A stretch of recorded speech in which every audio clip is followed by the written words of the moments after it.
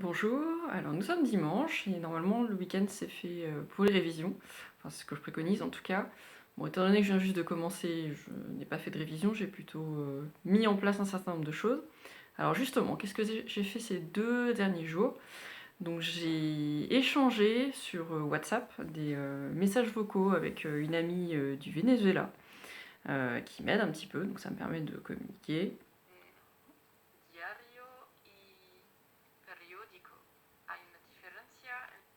Voilà. J'ai fait ça, alors évidemment si vous connaissez personne dans la langue que vous étudiez, il y a plein d'applis qui vont vous aider, je vous en parlerai, notamment moi celui que j'utilise s'appelle Tandem, qui permet de trouver des apprenants, et je vous expliquerai ça plus tard.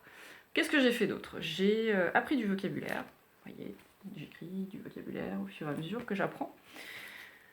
3 à 5 mots par jour, pas plus, ça sert à rien. Faites plutôt des petites doses tous les jours que trop d'un coup.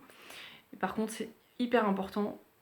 Quoi que vous fassiez, il faut absolument toujours apprendre du vocabulaire. Ça fera vraiment la différence. Vous vous débrouillez toujours avec du vocabulaire. Si vous n'avez pas de mots, vous allez être vite limité.